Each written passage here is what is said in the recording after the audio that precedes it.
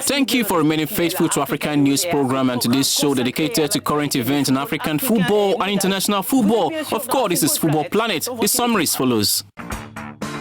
In the summary this week, the preliminaries of the African Club calls to the second leg match is scheduled for the weekend.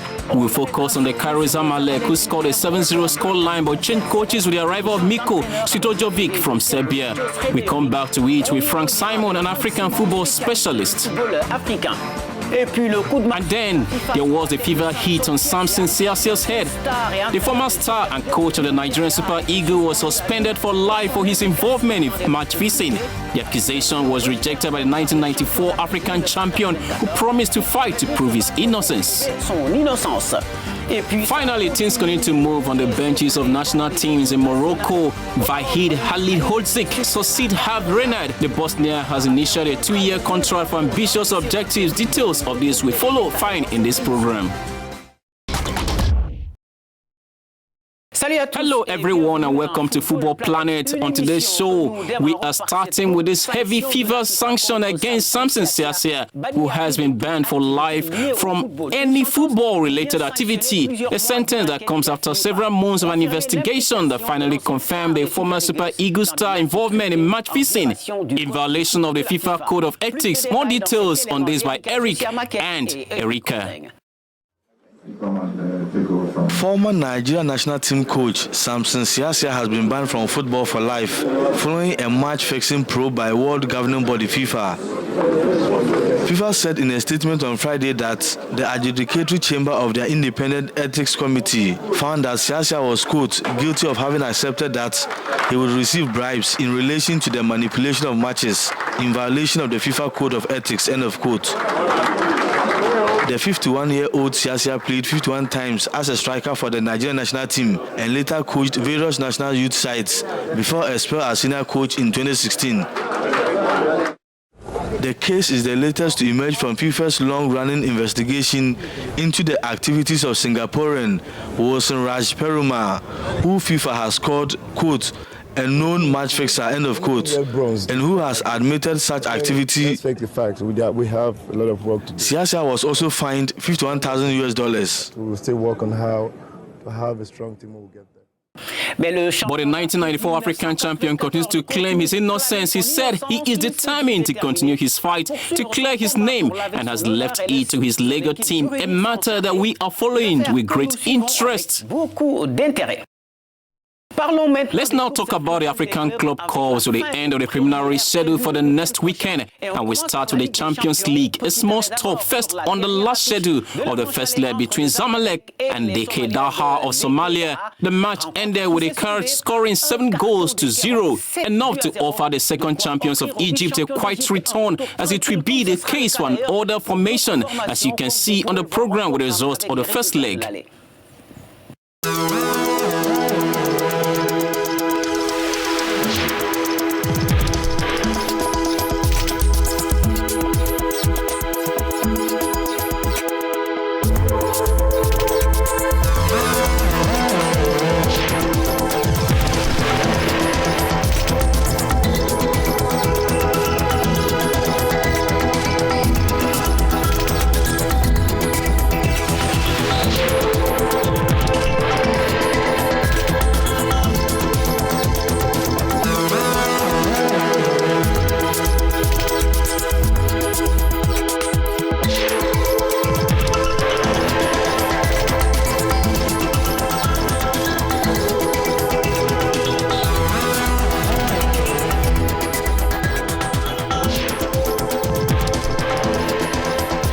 And before moving on to the AFCON Cup, let's stay with Zamalek and this change on the bench with the arrival on Sunday of Serbian militant known as Micho Sredojevic, just 2 days after resigning from his position with Orlando Pirates. We are talking about it with Frank Simon, a journalist, Canal Plus consultant and specialist in African football from Paris. Thank you, Frank. And so we can clearly talk about the surprise with Micho's arrival in Zamalek. So, indeed, it's a surprise because Micho Sredojevic had been in place for a year as manager of Orlando Pirates in South Africa. It was his second time on the bench of the South African club, and it seemed more like he wanted to build. Where we have less surprise is that it comes from a club like Zamalek in Cairo, who won the African Confederation Cup against Barkhane a few months ago. It is a club that, as you know, is chaired by Mortada Mansour, who is a bit of a crazy president. He's hired about 20 coaches in just one decade, and he's already on his fourth. That is how Mansour, who had Christian Gross on the bench when Zamalek won the Confederation Cup, behaves. He fired him in June and called on coach Jalal, who he also fired after the defeat in Cairo derby, and he met Tarek Yahya, who is a former member of the club manager. In principle, Tarek Yahya should become Micho's assistant. Does that mean it's a big blow for the Egyptian second champions? For me, what is a big hit is having a tactician who has won a European Cup or a World Cup. You see, that kind of thing. Micho, whom I know very well, is a Serbian tactician who's been working in Africa for 20 years. But he's never played in this part of the continent, in North Africa, and especially in the very special context of Zamalek. It is like a permanent ejection chair at Zamalek, and we can really expect there to be some tension between Mortada Mansour and Micho Sredojevic. The fact remains that the arrival of a coach like this one, who still has a lot of network, and above all, a great and strong personality, may change things for Zamalek. On the other hand, there's always a strong expectation on the part of the heart. To hear you talk, Micho Sredojevic's mission should not be a quiet one for the Serbian technician. Sitting on the bench of Zamalek, just like Al Ahly in Cairo, cannot be a relaxing experience. These are clubs where there is strong pressure from the board.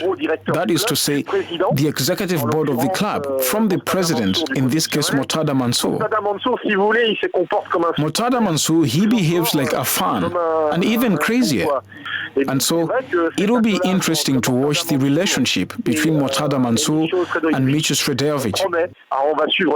But if you want, all this could benefit a third party in the Egyptian league, and that is Pyramids FC. I think their new coach looks at it with a lot of fun and says, well, there's always instability in Zamalek. As a result, Pyramids can work with a little bit more calmness, which is not the case with the two arch-rivals of Egyptian football. Thank you very much, Frank Simon, and we hope to have you on the show again to talk about African football. Okay, thank you. We are now continuing with the AFCON Cup, whose second leg of the preliminary round is also being played next weekend. A beautiful match with suspense as shown in these tables.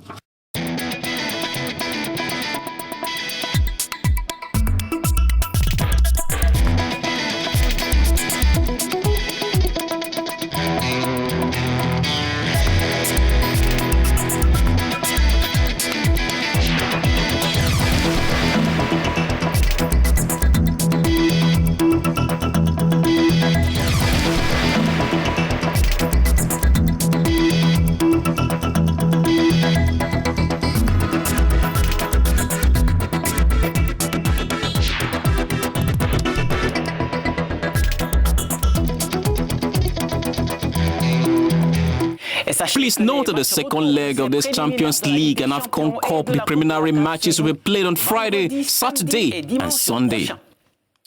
As I told you in the title, the coaches' world continues on the benches of the national teams a few weeks after the AFCON. Already 12 of the 24 technicians present in Egypt have either been dismissed or resigned, as have Renard replaced at the head of Morocco by Vahid Halid Hodziksik, who arrives with great ambitions. It is a big responsibility, and of course, it's a big honor for a coach. You've seen the objectives the president has made. They're very high, which is normal. Moroccan football deserves a place amongst the best in Africa. After the World Cup, it's a little different. Participating in the World Cup for me is my main objective. And it is very important because it's the fourth time that I'll try to take a team to the World Cup. I hope I will have this opportunity. Being in charge of the national team is really a huge challenge for me and for the people who are going to work with me.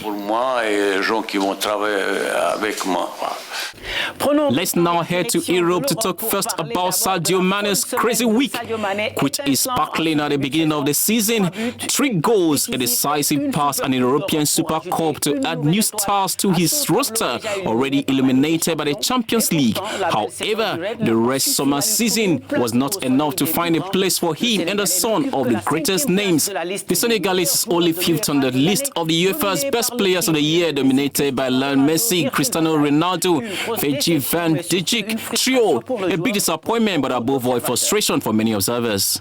We stay in England, where Pierre-Emerick Aubameyang continues to wear Arsenal. The Gabonese striker offered the Gunners victory on Saturday for the second day in a row at the Burnley reception. Final score, 2-1. And this is where we come to the end of this week's edition. You can find us on our website at www.africanews.com. Until we meet you next week for another edition of Football Planet, have an excellent week. Goodbye.